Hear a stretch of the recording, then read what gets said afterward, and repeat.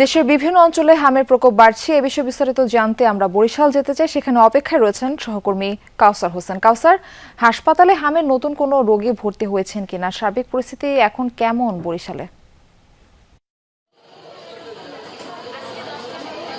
Murphy, Barishal Sher-e-Bangla medical college হাসপাতালে গেল 24 ঘন্টায় নতুন করে হামে আক্রান্ত হয়ে 23 জন শিশু ভর্তি হয়েছে এবং এই মুহূর্তে বরিশাল শেরেবাংলা মেডিকেল কলেজ হাসপাতালে 53 জন রোগী ভর্তি আছেন এবং হাসপাতাল কর্তৃপক্ষ জানিয়েছেন যে সব রোগীদের আলাদাভাবে আইসোলেশনের জন্য 3টি কক্ষে রাখা হয়েছে।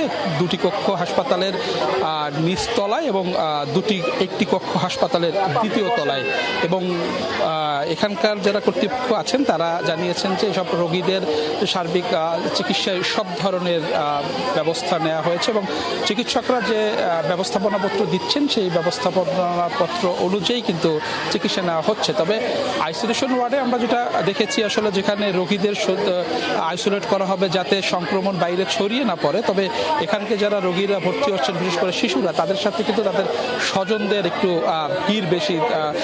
অনেক স্বজন, একজন রোগীর সাথে 2-3 করে কিন্তু স্বজন এখানে অবস্থান করছে। সেক্ষেত্রে আসলে সংক্রমণ বাইরে ছড়িয়ে পড়ার একটি সম্ভাবনা রয়েছে এবং বিভাগীয় স্বাস্থ্য অধিদপ্তর জানিয়েছে যে গেল 24 ঘন্টায় বরিশাল বিভাগে নতুন করে হামে আক্রান্ত হয়ে হাসপাতালে চিকিৎসা নিচ্ছেন 77 জন। অর্থাৎ পুরো বিভাগে জানুয়ারি থেকে এই পর্যন্ত 241 জন শিশু হাম রোগে আক্রান্ত হয়েছে এবং স্বাস্থ্য বিভাগ বলছে যে লক্ষণ দেখা দিলেই দ্রুত সময়ের মধ্যে হসপিটালে বা হাসপাতাল চিকিৎসকদের